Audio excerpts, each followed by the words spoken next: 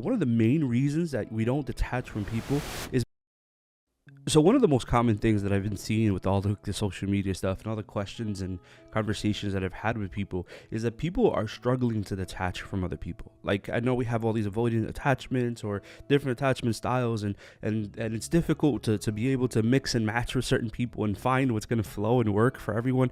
But one thing that a lot of people have become attached to, one thing that's become really difficult is detaching from people. And I can speak from personal experience. I know that's a difficult thing to do, right? You do this for a couple of reasons, but one of the main reasons that we don't detach from people is because we think that if we do more of something, that they're going to finally value us. And we create this image of this person in our brain that we think that this is who this person is. And we think that if I'm able to push in or do more or connect more, that they're going to eventually sit here and say, okay, yes, you're right, you are the one. And it's a twofold thing. One, because one is that thought, that disillusion of what could be, the thought of me being able to finally make this thing that I sold my brain and my body into, that I convinced myself would work. And the other thing is pride. Believe it or not, the pride of us thinking that we could do this, that this person should see the value in us, that they should know that we're this good, that they should want to date us, that they should want to be in our lives, that they should want to hire us. We think our pride gets in the way of our reality. We think that we have to make this happen because we committed to this happening.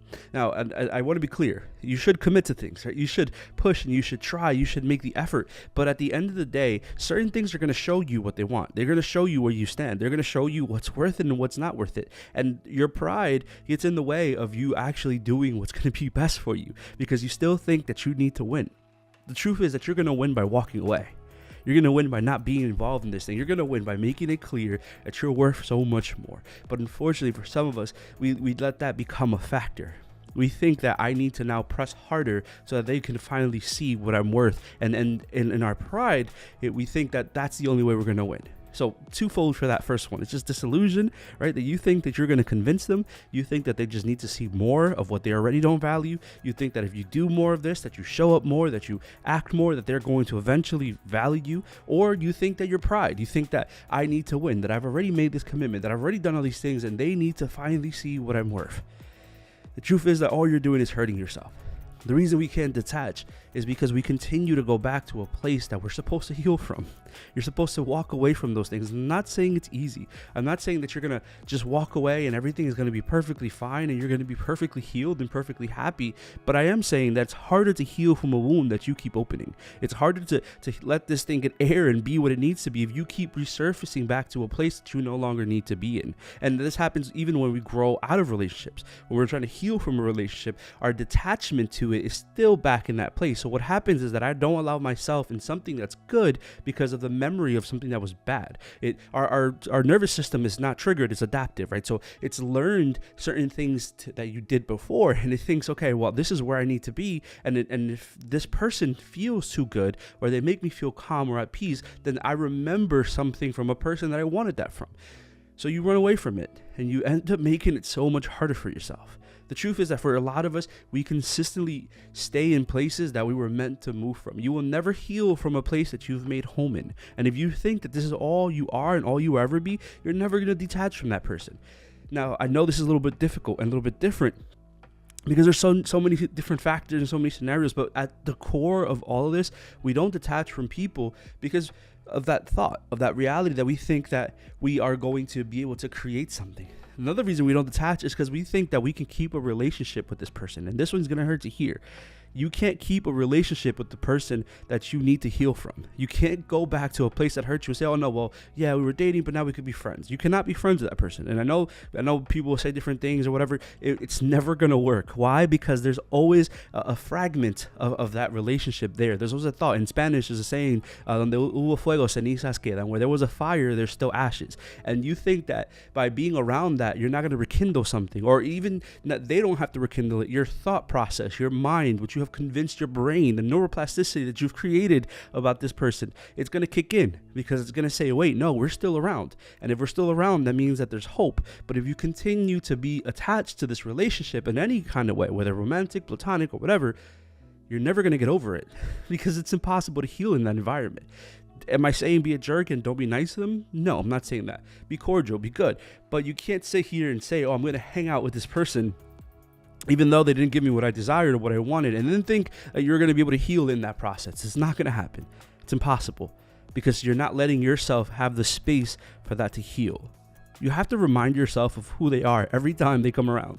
You have to remind yourself of what they did, and you remind yourself that you had to beg, and you remind yourself that you had to plead, and all the things that you had to do to be extra to them that you didn't have to do, that you didn't deserve. But if you continue to stay there, you'll continue to stay where you are. And it's impossible to detach from something that you've just made home in. Number 3, you have to become obsessed with you.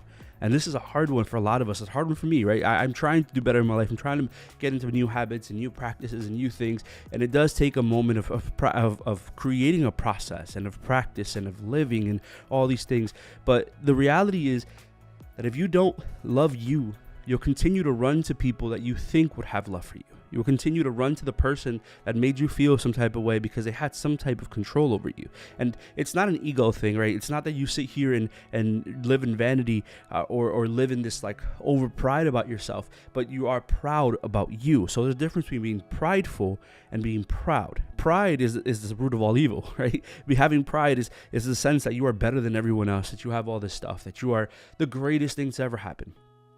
Being proud of yourself is knowing that you're worth love. It's knowing that you're worth caring for. It's knowing that you're worth all the things that you're willing to offer. That's being proud of you. You need to learn to be proud of you so much so that you stop going back to people that make you feel like you're garbage. That you stop going to people that don't value you, that don't make you feel wanted, that you have to beg to be in their presence. Listen to me, no matter how good that person might be, no matter how much you've convinced yourself that this person is good, no matter how much you've sold yourself the story, no matter how much people around you have said that they're great, no matter how much your family, your parents, or well, no matter how many times you have convinced them of that, they might be amazing people for everyone else, but they're bad to you.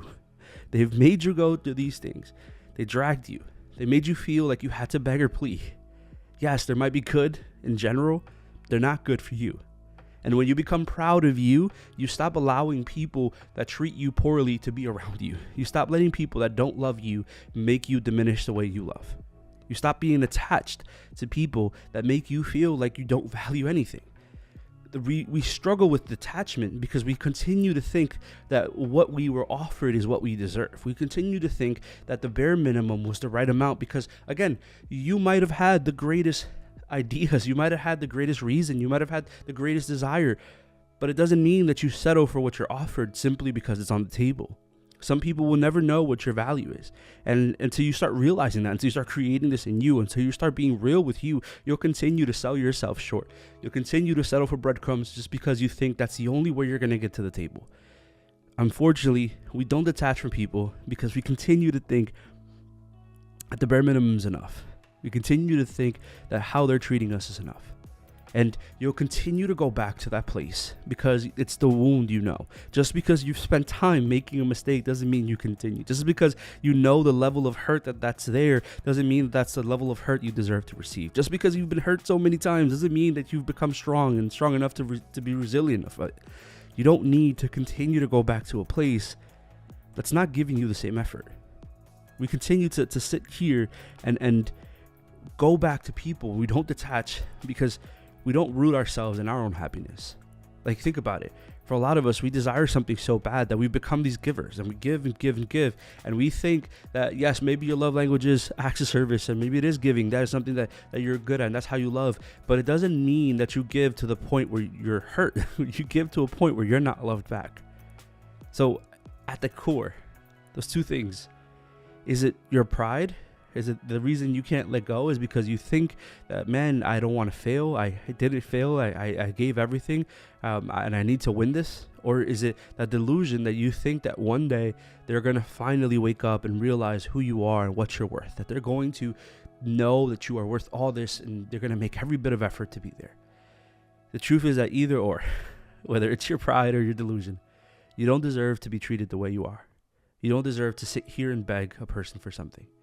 And we're gonna continue to repeat these cycles. We're gonna continue to live in this rut because we think that one day they'll wake up. I think you need to wake up. I think you need to sit here and realize what you're actually worth. And when you live in that firmness of your worth, when you live in that truth of your self-love, of who you actually are, you don't let people sell you for less. You don't let them treat you less. You let them miss out.